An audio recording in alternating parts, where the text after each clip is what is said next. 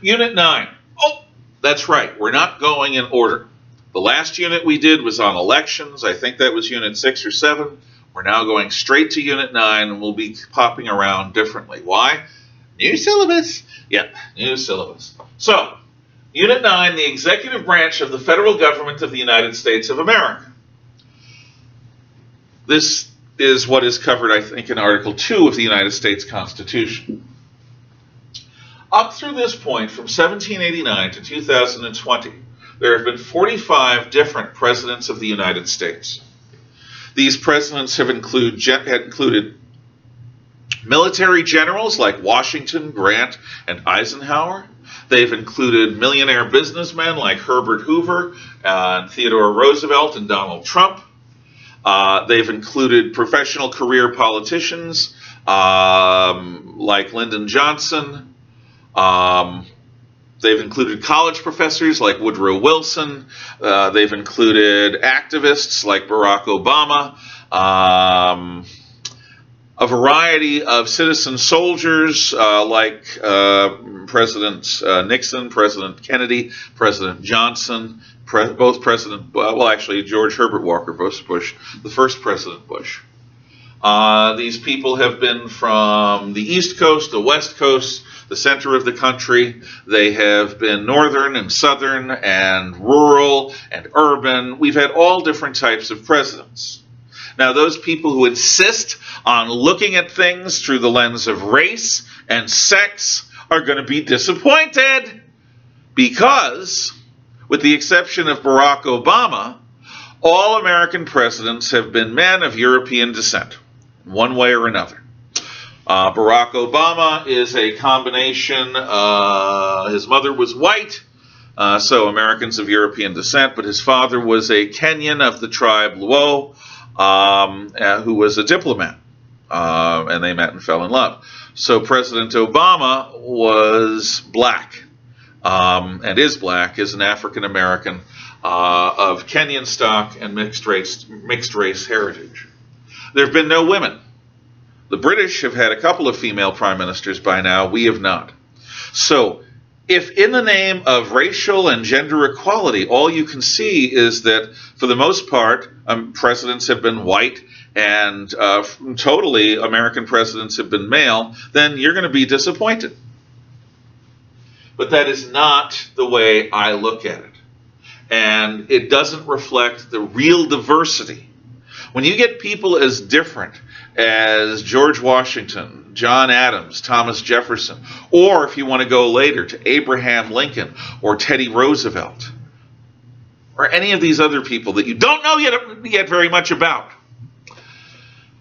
you're going to see a wide variety of different types of people that become president. What they all have in common is that either they inherited the presidency when the president was killed and they were vice president. This happens a few times, or they persuaded a majority of the American people to vote in their states, and a majority of states voted in the Electoral College for them. As the old axiom goes, it takes all types. And this is absolutely true of the presidency, and one of the reasons I'm having you do presidential research projects is so that you will see how unique each president can be. Now, the office of the presidency is something that is discussed in Alexander Hamilton's Federalist Paper number 70, where he talks about the weakness of the old Articles of Confederation because it didn't have a strong executive. There were a bunch of states who acted confederally, but there was no strong American center. There was no strong federal government. There was no strong American leader. Now, those who argued against Hamilton in the Anti-Federalist Papers talked about how the idea of a strong executive, that's a lot like King George III of the House of Hanover. Is that really what we want? Do we want to replace a strong English king with a strong American executive? But Hamilton's points on the practical necessity of having a strong executive with limited powers but with power enough to help deal with crises and to help guide and limit the powers of a legislature that could go wandering off into cloud cuckoo land, who would enforce the laws. These things are compelling enough so that when the Constitution is written, Article 2 deals with the executive branch and the presidential power. So, let's talk a little bit about what this presidential power is and what these roles are. First of all, who can become president? Well, in the United States, there are certain requirements. Not anyone can become a U.S. president. There are some limitations. So let's consider some of these. First of all, a person needs to be 85. Person needs to be 85 years of age. No. A person needs to be 35 years old or older to be elected president. The age restriction is a little bit different for vice presidents, with the assumption that they'll live throughout most or all of their term without becoming presidents.